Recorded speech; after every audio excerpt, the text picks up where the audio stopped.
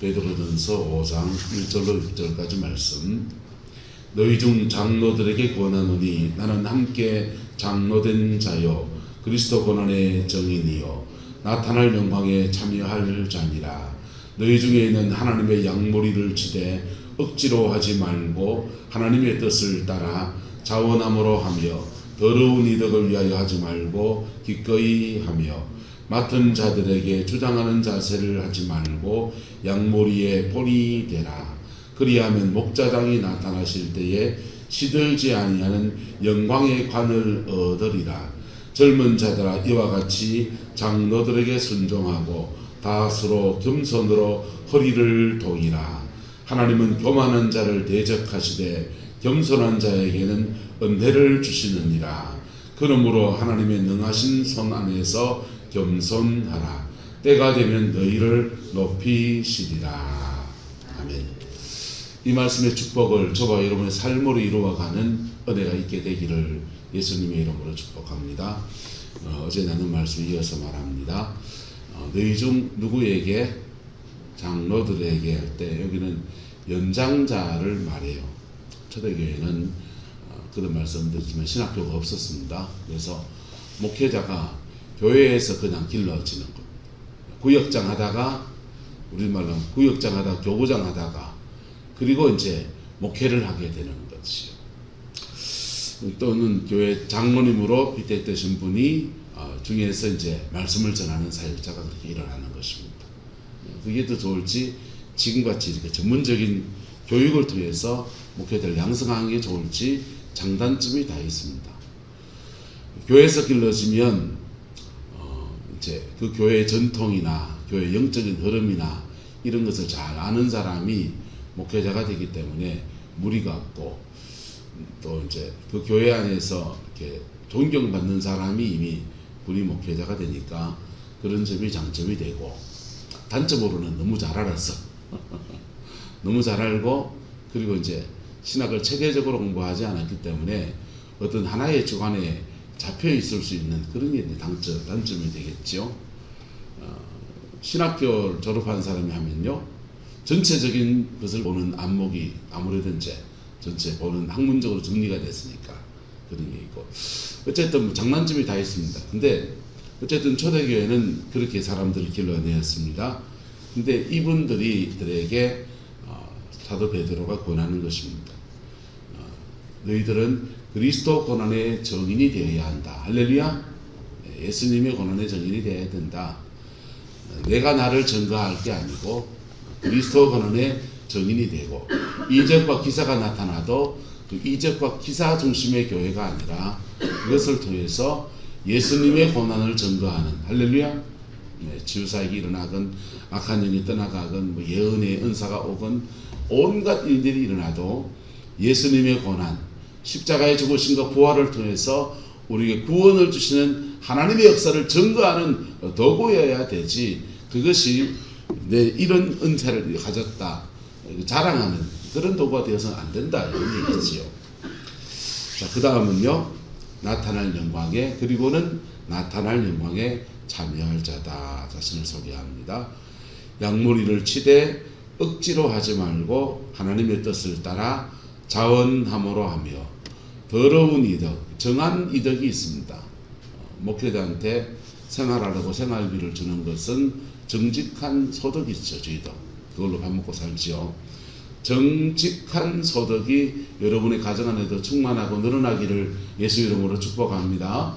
근데 더러운 이득은요 돈을 바래는 것, 돈을 더 탐하는 것 이런 것들이죠.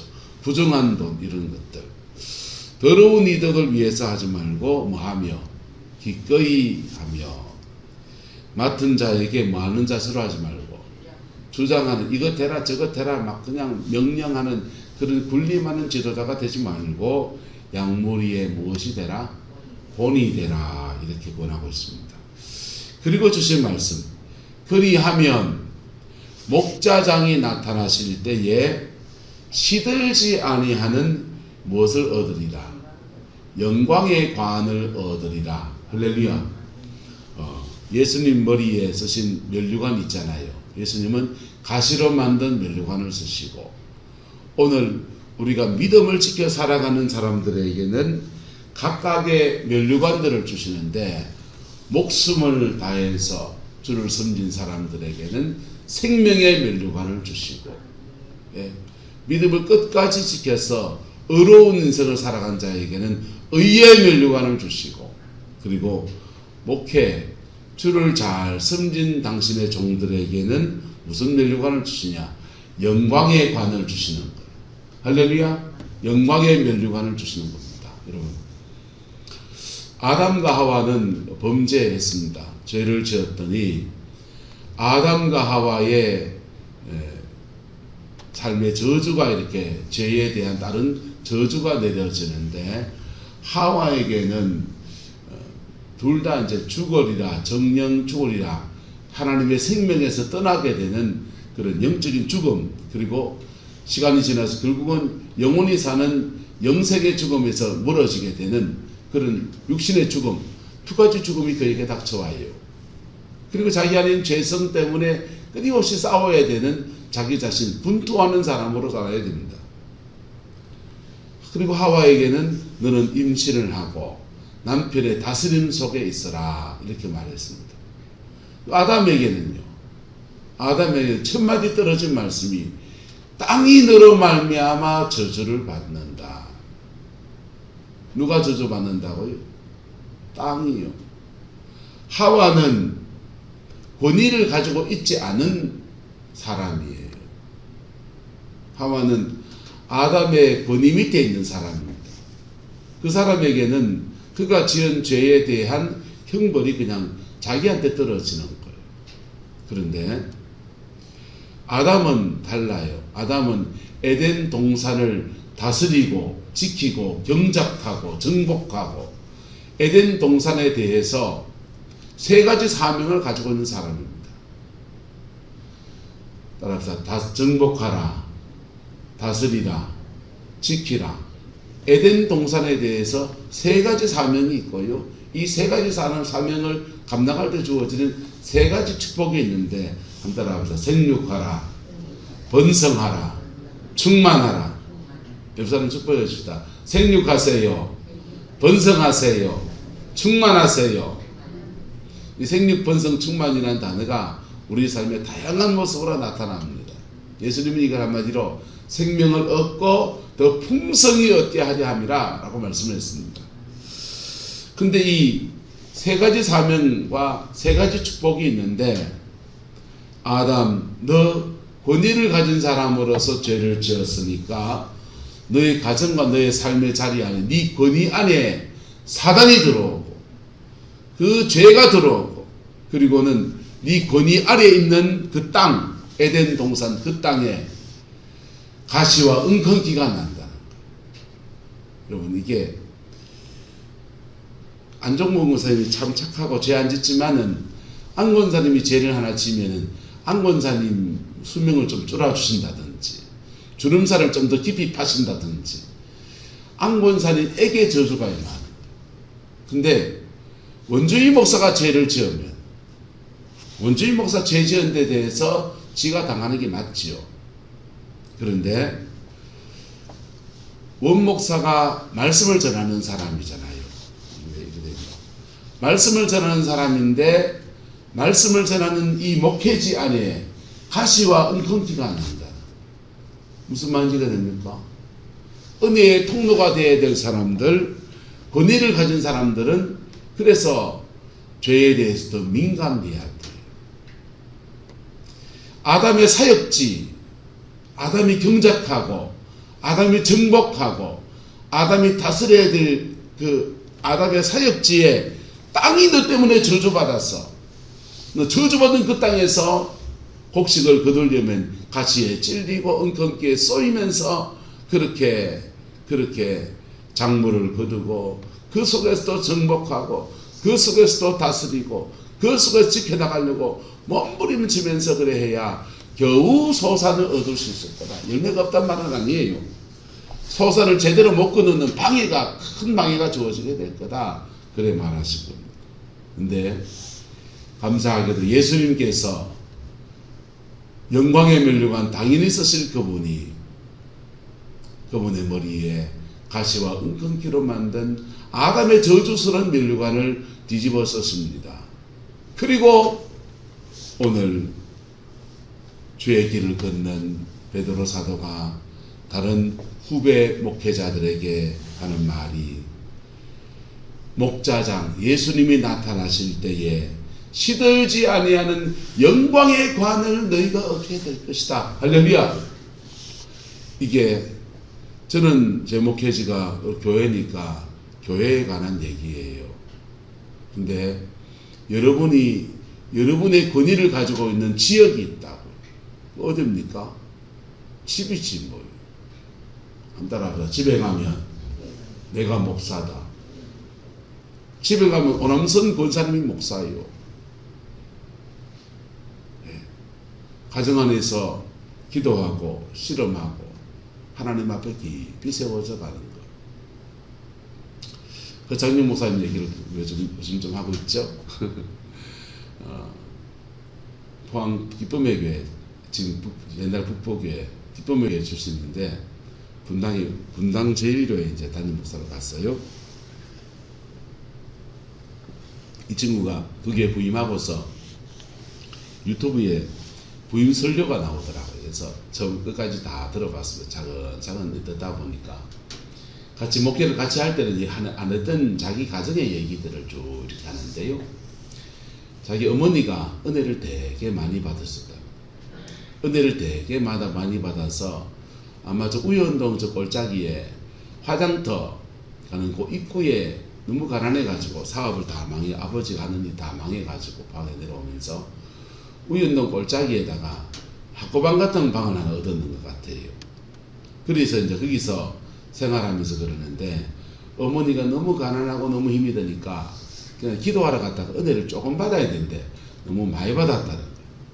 너무 많이 받아서 가지고 내가 이 골짜기에다 기도원을 세우리라 해가지고는 우연동 골짜기에다가 가정기대단을 쌓고서 열심히 기도합니다. 가정재단을 쌓고서 열심히 기도하면서 내가 집에서 이 기도원을 시작하지만 이렇게 결국은 기도원이 되리라 이렇게 기도했는데 기도원은 못 됐어요. 근데 그 가정재단 쌓고서 열심히 기도하면서 자녀들에게 신앙을 가르치고 초등학생 자기 아들 허창윤 군에게 복음을 전하고 엄마랑 같이 기도하자 해가지고 초등학교 때부터 어머니 기도빨 자라면서 같이 그래 기도 소리 들으면서 함께 기도하며 자라났습니다. 그리고 기도원은 하지 않았는데 그 기도의 자리에서 목사가 하나 튀어나와서 분당 제일교회 이렇게 설교하시는데 참 들으면서 내용도 있고 은혜도 참 이렇게 성령의 임재가 절여있는 그런 말씀을 전하더라고요. 여러분의 가정 안에서 영적인 터가 세워지게 되기를 예수님의 이름으로 축복합니다. 그거 해나가면요, 그 속에서 영광의 관을 얻는, 가정 안에서 주시는 영광의 면류관을 쓰는 은혜가 여러분의 인생과 가정과 삶의 자리 안에 이루어집니다. 이게 죽음 뒤에 천당 가서 머리에 뒤집어 쓴다 그 생각하지 마세요. 천국에서도 쓰는 거 있고요. 할렐루야. 천국에 쓰는 면류관 받아서 받는 것도 나오고요. 그 다음에 이 땅을 살아가는 중에는 따라서 열매입니다. 이 땅을 살아가는 중에는 하나님이 주는 소중한 열매, 그리고 그 열매들을요 나눌 때, 특히 믿음의 후기를 세워서 나눌 때 영적인 유산이 되는 거예요. 구약 성경을 보십시오. 사람이 다 죽지만은 죽음을 지나가면서 영적 유산을 물려주는 부모 세대, 그런 종들이 있는가 하면 그냥 자기 혼자 전당 쩔는 가시는 분도 계시고요. 지옥에 떨어진 사람도 있고 별 사람이 다 있다고요. 예. 모세는 영적인 유산을 요수아한테 물려주고 갑니다. 사도 바울은 디모데에게 물려주고 갑니다. 야곱은 그 12 아들들을 예언하며 축복하며 그렇게 임종을 맞이합니다. 영적인 유산을 물려주는 사람들의 모습이에요. 엘리야는 불말과 불병들을 타고서 자기 믿음 가지고 저 천당 가는 넉넉한 은혜의 역사를 이루어내면서 그의 후기인 엘리사에게 영적인 유산을 다 물려주고 가는 거예요. 할렐루야. 한번 따라합시다. 상급, 열매, 유산. 상급, 나는 천당 가서 상급이 있고 남은 인생을 살아가는 중에는 아름다운 신앙의 열매들이 나타나. 그리고 내 천당 갈 그 고비에서 영적인 유산을 후기들에게 물려주고 가는 아름다운 은혜의 사람이 저와 여러분 되시기를 예수 이름으로 축복합니다. 그게 영광의 면류관입니다. 그걸 위해서 주장하는 자세 하지 말고 양머리에 본이 되고 자문함으로 하고 더러운 이득을 위해 하지 말고 기꺼이 하고 억지로 하지 말고 하나님의 뜻을 따라 그렇게 나가고. 여러분, 베드로가 은사가 없습니까? 베드로만큼 신약 성경에 예수님의 은사를 그렇게 절묘하게 본받은 사람이 사도 바울을 제외하고 누가 있습니까? 죽은 자를 살리고요. 5,000명을 회개시켜 죽게 돌이키고 대부흥을 일으킨 그런 사람. 이방 선교의 문을 열어서 고넬료 가정에 복음을 전한 그 사람. 바로 그 사람이에요.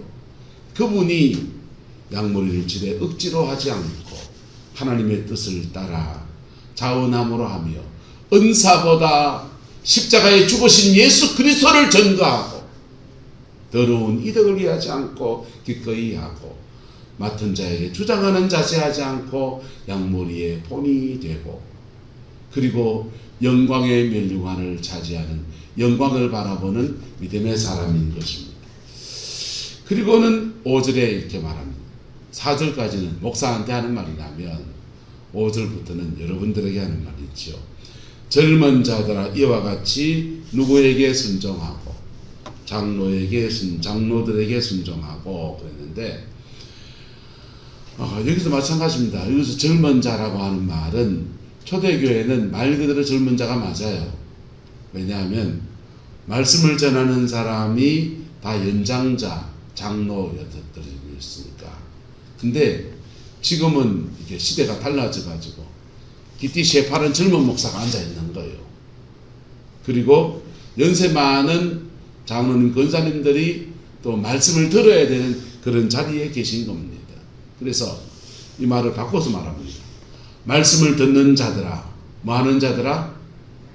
말씀을 듣는 자들아, 그냥 성도들아 이렇게 말합니다. 말씀을 듣는 자들아, 평신도들아, 이와 같이 장로들에게 뭐하고 순종하고 다 서로 겸손으로 허리를 마라, 동이라. 장로들이 순종한다고, 목회자가 순종한다고, 고기를 쳐들고, 내가 말이야. 자꾸 이러지 말았는데. 그래서 서로 겸손으로 허리를 동이라. 서로 수구리라 이 말이지요. 말씀을 전하는 자나, 말씀을 받는 자나, 목회를 감당하는 사람이나 감당하지 않는 사람이나 서로 허리를 겸손으로 허리를 동이라. 할렐루야. 그럴 때에 하나님은 교만한 자를 마시되 대적하십니다. 목사인데 교만하면 하나님은 그를 대적하십니다. 교회의 평신도신데 교만하면 하나님이 꺾으십니다. 왜요? 꺾어야 구원받아요. 교만은 넘어짐의 앞잡이입니다. 교만한 사람은요, 산이 높은 거예요. 높은 산을 깎아야 시온의 대로가 평탄길로 열려지는 거예요. 할렐루야. 높은 것은 낮아지고 우묵히 들어가서 기죽고 그렇게 우묵히 들어간 것은요, 도두어 올려져서 평탄케 되어져야 시온의 대로가 열리고 하나님의 영광이 그렇게 임하는 것입니다. 할렐루야. 교회에서 교만이 꺾여지기를 예수님의 이름으로 축복합니다. 우리 안에 교만들이 꺾여지기를 그리스도 이름으로 축원합니다. 그 결단의 길을 축복합니다. 이 교만은요, 여러 가지 모습으로 나타납니다. 기도 좀 했다고 교만한 사람들, 은사 좀 받았다고 교만한 사람들, 머리에 먹물 좀 들어갔다고 교만한 사람들, 돈 좀 가졌다고 교만한 사람들, 봉사 좀 많이 했다고 교만한 사람들, 예배당 안에도 별 사람이 다 있어요. 이걸 자기의라 그래요. 신학적인 말로 하면 자기의. 자기의를 가진 사람은요, 예수님의 십자가를 통해 주어지는 그 의를 주목하지 않아요. 예. 난 회개할 게 없는 사람인데 십자가가 무슨 상관이 있어요. 그래서 점점 더 어리석은 쪽으로 나가요. 여러분, 이단들이요, 신천지 이만희 씨가 길을 쓰고 이단 되겠다고 연구조사하고 악한 영을 받으려고, 이단의 영을 받으려고 그래가 이단 되겠습니까? 아니요. 그분은요, 일종의 원래는 한센병, 나병이 있는 분이라고요, 원래. 그래서 나병 때문에 천부교, 박태선 교회에 들어가서 자기 병 고쳐보겠다고, 경북 청도 사람인데 병 고쳐보겠다고 그래 가서 막 고생하는데 박태선 씨 사기치는 거 봤거든. 사기당해가지고요.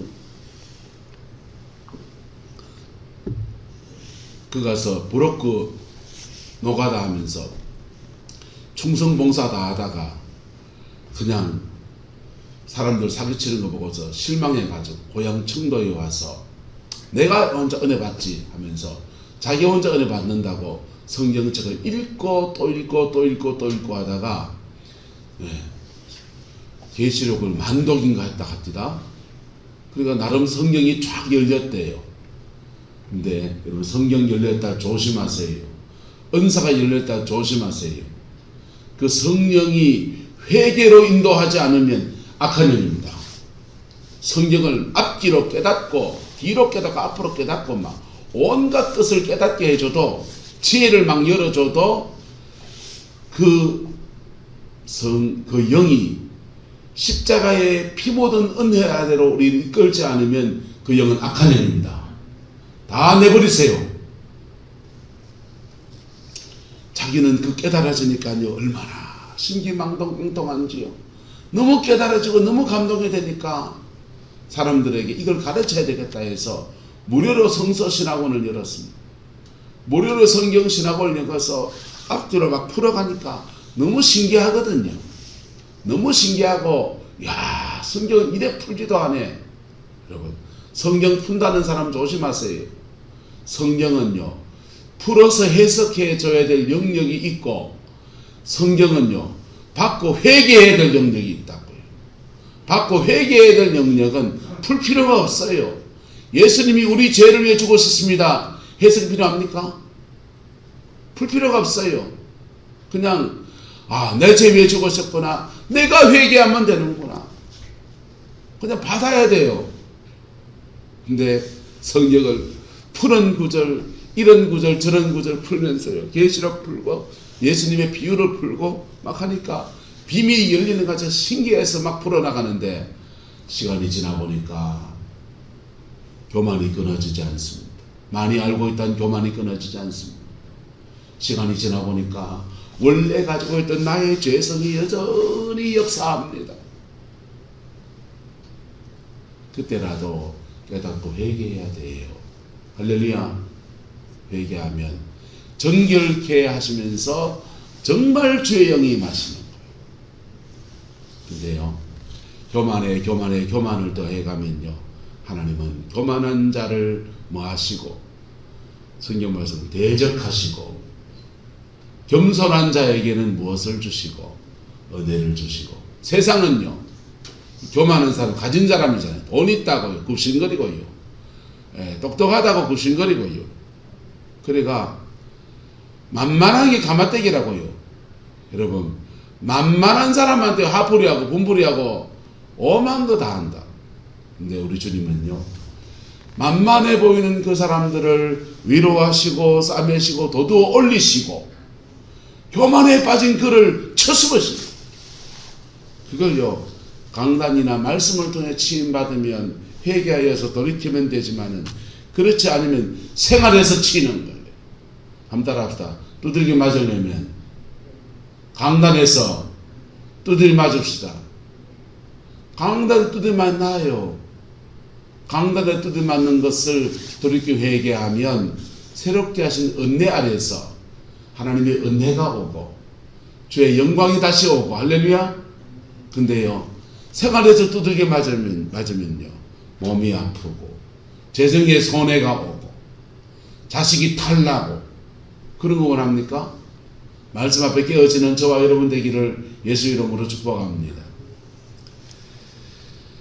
그래서 6절에 말이에요. 그러므로 하나님의 능하신 손 안에서 뭐하라?